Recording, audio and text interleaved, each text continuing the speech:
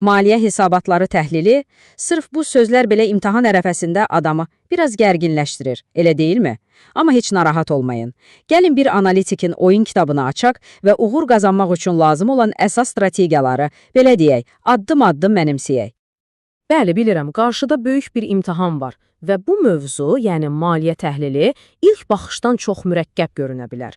Bir tərəfdən rəqəmlər, digər tərəfdən standartlar, hesabatlar, imtahan stresi də üstünə gələndə həqiqətən adamın gözü qorxur. Amma inanın, heç də elə deyil.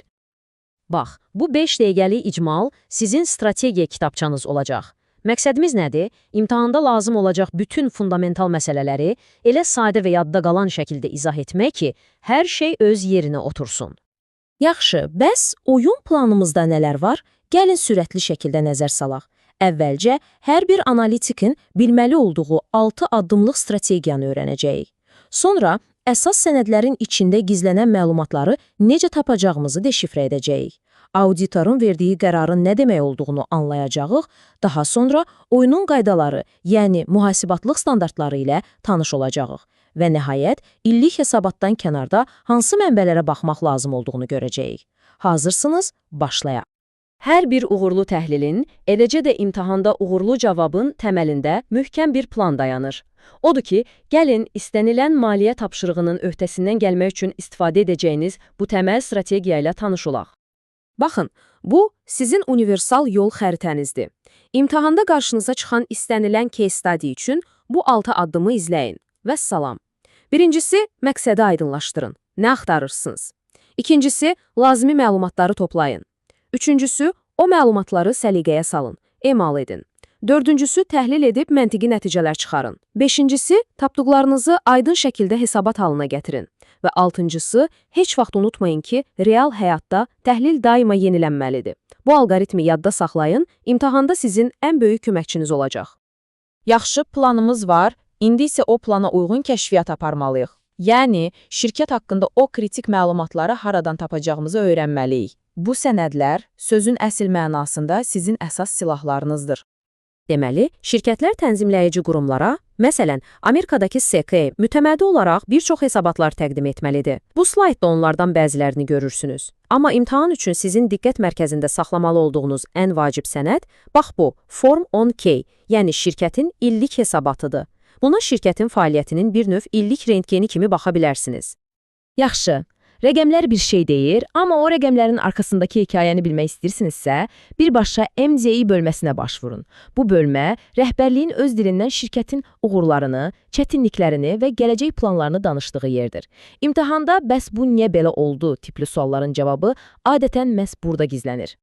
Əgər əsl detektiv işi görmək istəyirsinizsə, onda maliyyə hesabatlarının sonundakı o xırda şriftlə yazılmış qeydlərə mütləq baxın.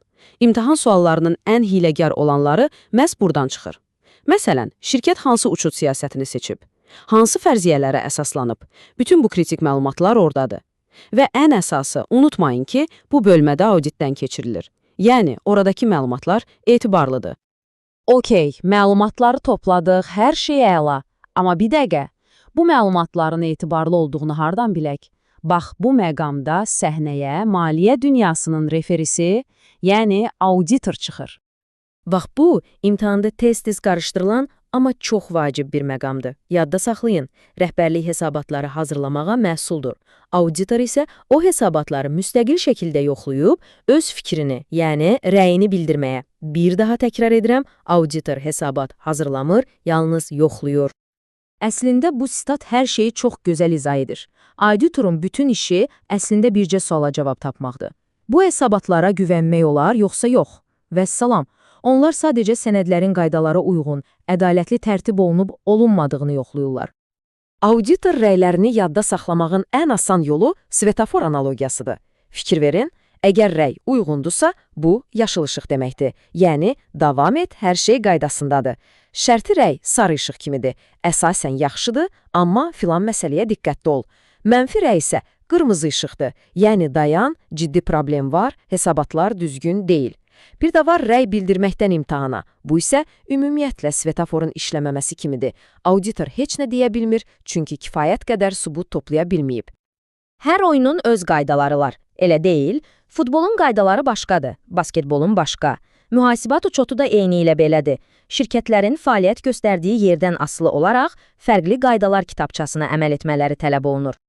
Qarşınızdakı cədvəldə iki əsas standart sistemi, US GAAP və IFRS arasındakı onlarla fərqdən sadəcə bir neçəsi göstərilib. İmtahan üçün bunların hamısını əzbərləməyə ehtiyac yoxdur. Əsas odur, məntiqini tutasınız. Baxın, məsələn, ABŞ standartı LIFO adlı ehtiyat qiymətləndirmə metoduna icazə verir, amma beynəlxalq standartlar buna yox deyir.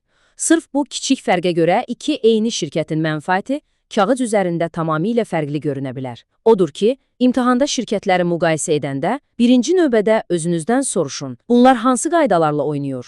Yaxşı bir analitik olmaq üçün təkcə illik hesabatla kifayətlənmək olmaz. Bu, buzdağının sadəcə görünən tərəfidir. Gəlin görək, tam mənzərəni əldə etmək üçün daha hansı mənbələrə başvurmaq lazımdır? Yaxşı bir analitik bir növ puzzle'ın bütün hissələrini bir yerə yığmağa çalışır. Bu hissələr haradadır? Bəziləri şirkətin özündədir. Onların press-rilizləri, rəhbərliyin təqdimatları. Bəziləri ictimai mənbələrdədir. Hökumətin sənaye statistikası, ticarət jurnalları. Bir də var xüsusi mənbələr, Bloomberg və ya FactSet kimi platformaların hazırladığı dərin analitik hesabatlar. Unutmayın, nə qədər çox mənbəyə baxsanız, mənzərə bir o qədər aydın olar. Və yadda saxlamalı olduğunuz ən vacib məqamlardan biri, maliyyə təhlili bir dəfə edilib kənara qoyulan bir iş deyil. Şirkətlər dəyişir, iqtisadiyyat dəyişir, bazarlar dəyişir.